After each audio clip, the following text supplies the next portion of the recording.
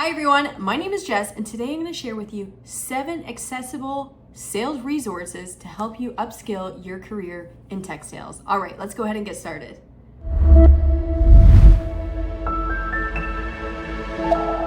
All right everyone, welcome back to my channel. If you're new here, go ahead and hit that subscribe button below. It would help me out a lot and you'll be reminded that every single Monday I do post new content. Okay, so you are here because you have either been asking me in the comments, what type of education do I need to get into sales?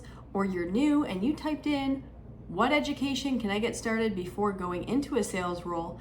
Or you've probably seen my video from 3 years ago, a little bit about my career and what schooling I took in Canada to get into a sales role. If you didn't watch that video, I will link it down below. But relatively speaking, if you are looking into getting into a tech sales role, there are a lot of different courses that you can pay for. Today, however, I'm going to talk about these 7 different resources that should be relatively either cheap or completely free that you can start using today, especially if you're just brand new into sales. This should help you. But if you're not brand new into sales, hopefully some of these you should start to use. So number 1 would be online courses. There are a lot of free online courses. There are some that you can pay for. I would dip into the free ones just because, and yes, I'm a content creator and giving you free content, but there's so much that you can learn from the internet as long as you really sit down, unlock it, write things down. But there are education, edX, Coursera, Demi, something. I'm going to list all the ones that I know, but you can start diving into these courses. LinkedIn Learning, sometimes it's free depending on the company that you're working at, but LinkedIn Learning has been gold standard, way better than my content, but gold standard in terms of learning. So I would really dive into those free online courses. If you want to invest money, absolutely always do, because they're probably going to be the best types of courses. But if you don't have money and you're a student and you want to learn something, online courses. Even if you want to dip into AI or analytics, any of those, I remember back in the day, I would take Google Analytic courses just to understand how does the internet work? How does it connect? Any courses that can help you learn about what you're selling or the customers that you're selling into is perfect. Number 2 would be YouTube, right? You are watching this video because you want to get better at sales, and I have a ton of different sales content, but there are people that have been doing sales a lot longer than I have or have been doing sales in a different way. Go find those videos. I will try to find the ones that I like down below, but again, if you're on this video, go check out like a how-to in sales or a job in sales, or how to pitch, or 30 days or 60 days or 90 days in a sales role. Those should be pretty helpful, and it's a free resource, right? You're not paying me to do this. What I will ask is, if you like this and you're writing things down, please go ahead and subscribe, because it helps me out a lot and continues to reach different people as long as you give me a thumbs up, share it, comment, whatever you want. Now, number 3 would be webinars and workshops. If you're on LinkedIn, there are so many webinars happening on a weekly basis, a lot of them around different industries, different sales. So pick an industry that you want to learn about and start attending webinars. Back in the day when I was selling VMware, which is a software, if you're not aware, I was selling VMware. And there was a product line called Workspace ONE, still out there today. It is a very complex software. It is not easy to learn, and I remember attending a free webinar that was focused to sell, right? Someone was selling Workspace ONE in this webinar. I attended this webinar 12, 13, 14 times probably, a handful of times. And I just started practicing what this woman or what this man was presenting from Workspace ONE, and the flow of it and how it sounded and the tone and the storytelling. You can learn so much from even sales webinars that you can take notes at. A lot of people don't look at webinars as a free training because the last thing they want to do is sit on a webinar and listen to a sales pitch. But there are so many times, I think early in my career, not 5 years ago, but more than a decade ago, I used to listen to Apple Keynote. The way Steve Jobs would walk across the stage and get people excited about telling this story of, look, something you've never seen before. And I loved the showmanship of Steve Jobs and how they got people excited for a mobile phone. He is so good at what he does, and all the people that do the keynotes at Apple are fantastic. So I always watch the keynotes, webinars, things like that to learn different skills from other sales makers.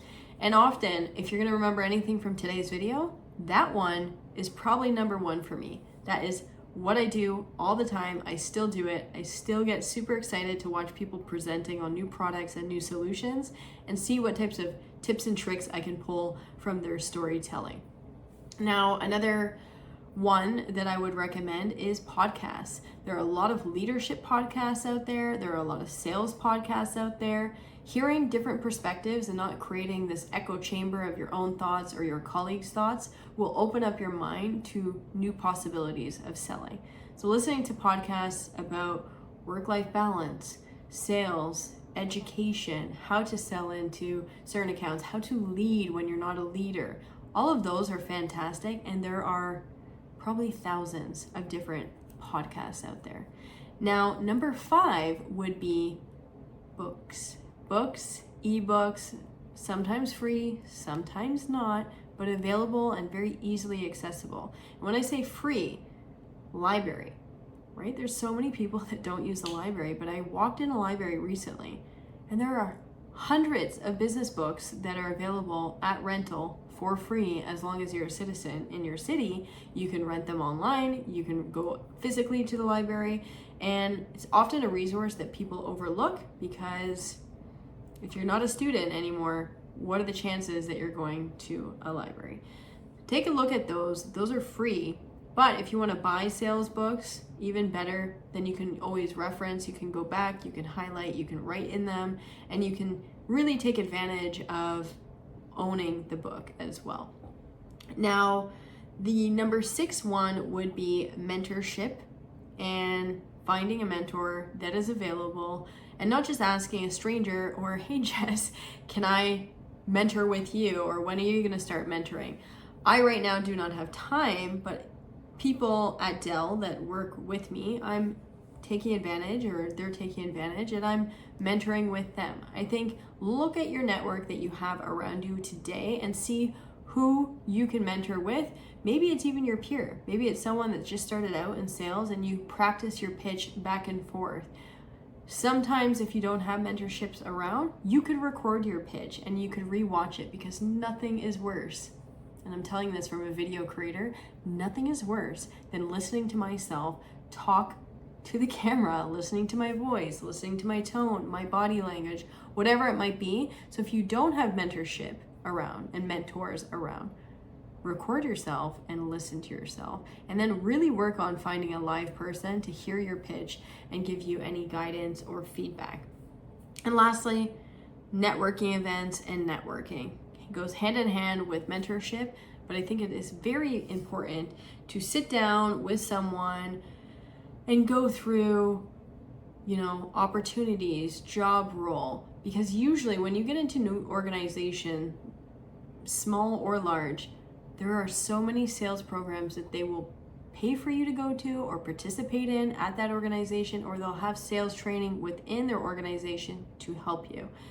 And so wherever you might be, with thinking that your sales pitch needs to be exactly how it needs to be before you even start, my suggestion is go into entry-level sales, take advantage of all these resources and practice and give yourself time.